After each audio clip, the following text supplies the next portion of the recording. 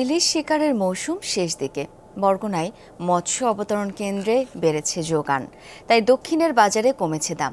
আকার ভেদে মন প্রতি কমেছে ৬ থেকে ১০,০০০ টাকা, তাই ক্রেতাদের হাঁকডাকও বেড়েছে।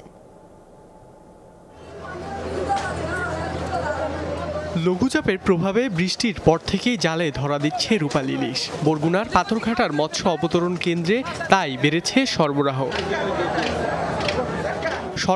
বাড়ায় সপ্তাহের ব্যবধানে আকার ও মানভেদে কমেছে দাম। ১ কেজির নিচে নদীর ইলিশ মিলছে সর্বোচ্চ ১২০০ টাকায়। অবশ্য ইলিশ সাগরের হলে দাম কমে দাঁড়াচ্ছে ৮০০ টাকায়। একইভাবে ১.৫ কেজির নিচের ইলিশ মিলছে ১১০০ থেকে ১৪০০ টাকায়। ১.৫ কেজির উপর হলে পাইকারিতে প্রতি কেজি ইলিশের জন্য গুনতে হচ্ছে ১৬০০ টাকা।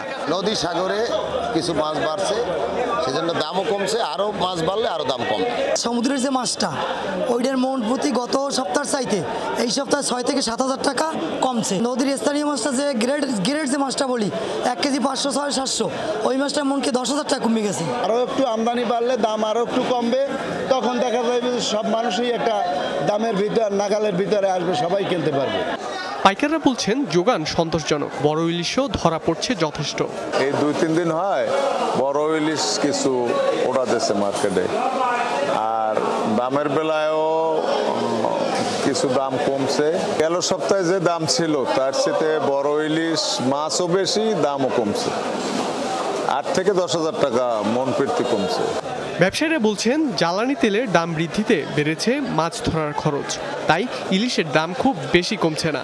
তৈলের দাম বাড়ার পর হইতে শতকরা ৯৫ থেকে ৯৬টা বোর্ড বাজার ফেল করতেছে।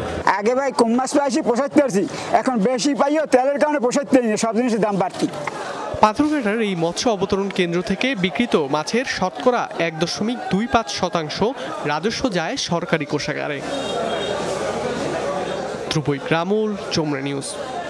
সিলন ফ্যামিলি ব্লেন্ডের কড়া লিকার আর সতেজ স্বাদের পারফেক্ট ব্লেন্ডে স্বপ্নেরা মিলুক টানা।